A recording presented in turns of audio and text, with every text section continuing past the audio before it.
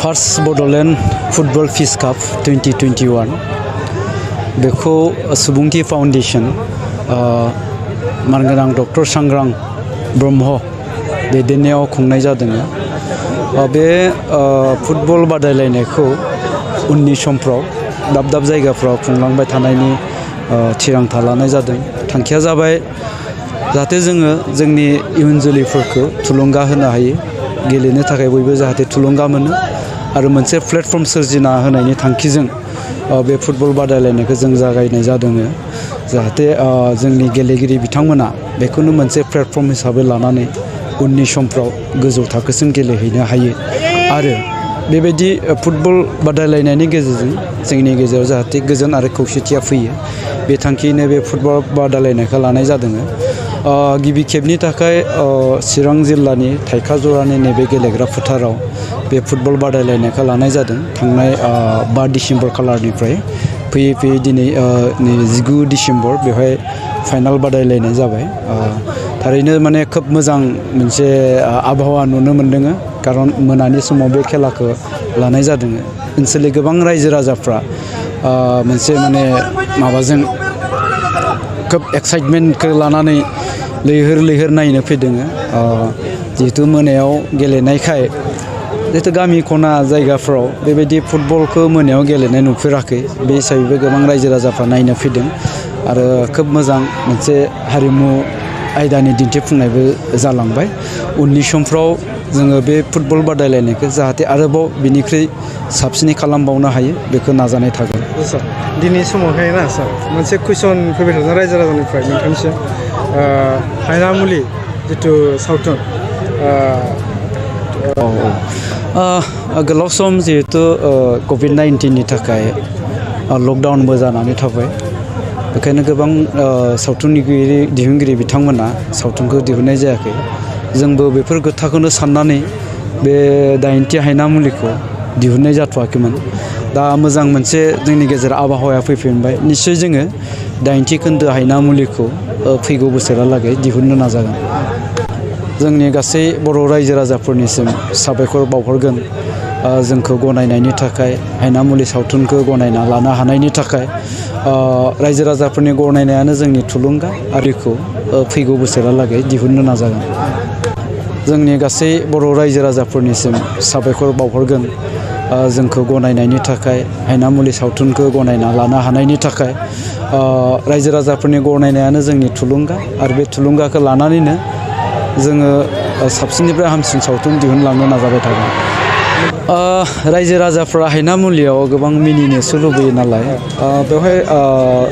जोङो एन्टारटेनमेन्टनि थाखायनो दिहुननो नाजागोन सावथुनखौ। अब्लाबो नैबे COVID-19 माने लकडाउन आरो इलेक्सन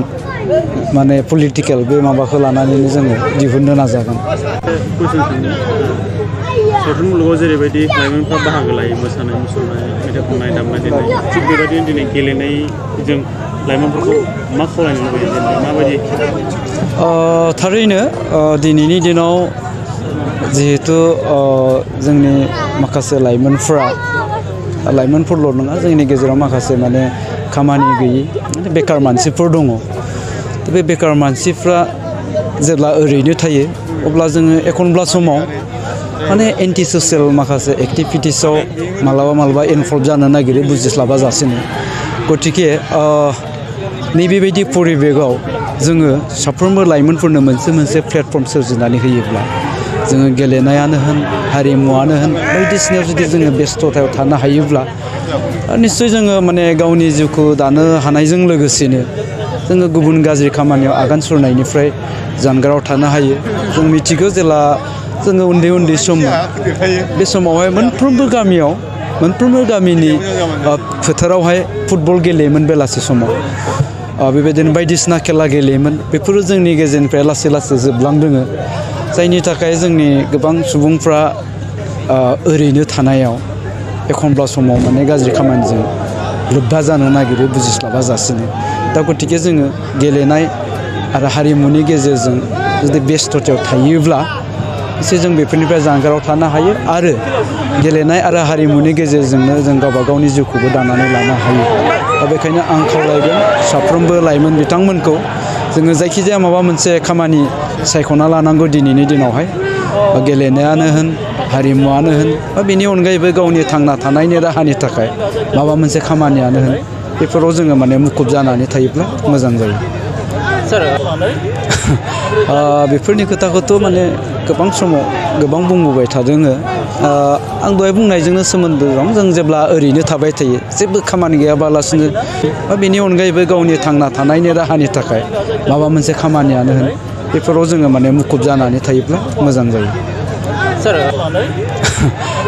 बेफोरनि खोथाखौथ' माने गोबां समाव गोबां बुंबोबाय थादों आं दहाय बुंनायजोंनो सोमोन्दो दं जों जेब्ला ओरैनो थाबाय थायो जेबो खामानि गैयाबालासिनो जों ओरैनो थाबाय थायोब्लाथाय बेबायदिनो माने मा मावगोन मा मावा एखनब्ला समाव जों गोरोन्थि खामानिखौ मावफ्लाङो आरो दिनैनि दिनाव जिहेथु जोंनि बयनिबो आखायावहाय स्मार्टफन दंसै दा गतिके जों बे स्मार्टफनखौ बाहायनांगौब्ला जों गावबो स्मार्ट जानो नांगोन जुदि स्मार्ट नङाब्ला स्मार्टफना जोंखौ माने बाहायफिनगोन जेब्लानाखि जोङो बे स्मार्टफनजों बाहायजागोन अब्लानो जों माने बेबायदिनो एखनब्ला समाव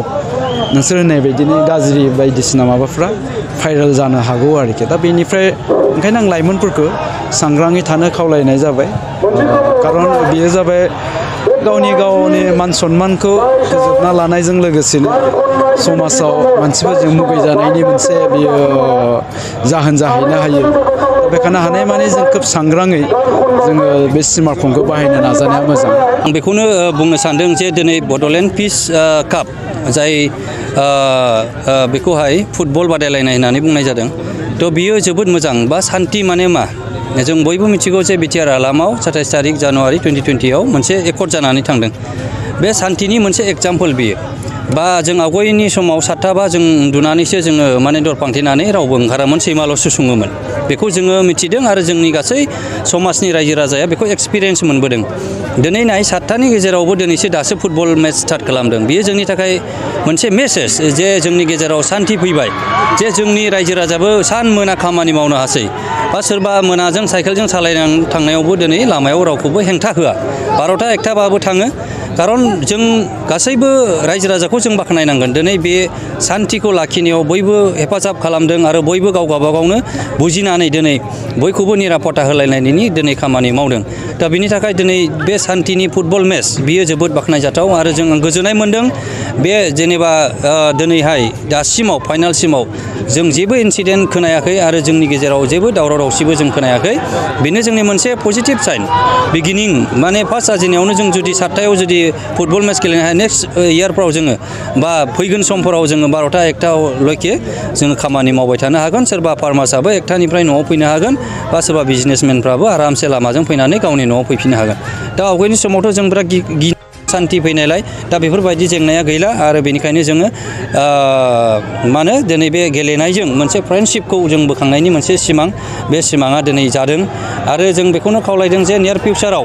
जोंनि गेजेराव जाहाथे बे सान्थिया जेब्लायबो थाबाय थायो आं बेखौहाय आसा खालामो आरो रायजो राजाखौ बे सान्थिखौ लाखिबाय थानो थाखाय आं खावलायनाय थायो सार दैजों गंसिगोन होननानै एसे खोनानाय मोन्दों जामारगोन नामा बेखौ ओरैनो आल'सनाया सोलिदों दिनैहाय इनफर्मेलि बेखौहाय सावरायबाय थादों आरो बियो निस्सय बावैसोनि उनावहाय हयथ' जानोबो हागौ आं बेखौ डाइरेक्टलि अथराइज पार्सन नङि हिसाबै आं बेखौ बुंनाय नङा थ' बियो अलरेडि सावरायबाय थादों बावैसोनि उनावहाय हयथ' बियोबो फैनो हागौ ओरैनो सावरायनाया दाथ' कमिटि दाबाय बेयो दानाया दा बिनि गेजेराव मिडियायाव हयथ' होथ'वाखै खोमा आंनि आन्दाजाव बिदि दा बेनिखायनो बियो आनडिसक्ल'स बेखौ आं बुंथिनाय नङा जिखुनु बियो जाहैगोन माब्ला जागोन माब्ला जानांगौ डेटखौ बेखौ फिक्स खालामनाय जायाखै दा बेनिखायनो बेखौ बियो मोनसे फेस्टिभेल दा बेखौ दिनै जायफोरा बिथांमोना दिनैहाय खामानि मावदों दा बेखौबो जोङो मावजानायखौ दिनै लुबैनानै रायजो राजाया बेखौ सावरायनानै मोनसे कमिटि गठन खालामदों बेबायदि जेनाखि फार्स्ट बड'लेण्ड पिस फुटबल काप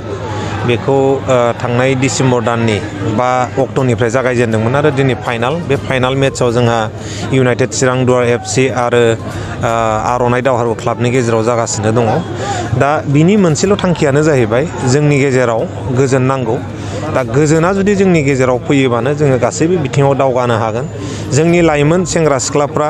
जोंनि समाजनि गोबां हामजायै खामानिफ्रावसो नांथाबनानै दङ जाहाथे जोंनि लाइमोन सेंग्रा सिख्लाफ्रा नैबेफोरबायदि गेलेनायनि गेजेरजों बा कालसारनि गेजेरजों गुबुन गुबुन जेनाखि सोरजिलु जोंनि मोनसे हाबाफारि बेफ्राव जाहाथे नांथाबनानै थायो आरो जोंनि गेजेराव मोनसे मोजां समाज दानायाव हेफाजाब होयो बेनो जोंनि मेन थांखि गोदोसोनानै थानाय लाइमोनफोरनिसिम जोंनि बेनो मोनसे रिक्वेस्ट जोङो हारिखौ गोजौआव लांनोबा ओनसोलखौ गोजौआव लांनोबा बयबो जोङो ज' फैनानै जेनाखि सोरजिलु खामानि बेहाय जोङो ज' बाहागो लानांगोन मोनसे गोजोनथाव खौरां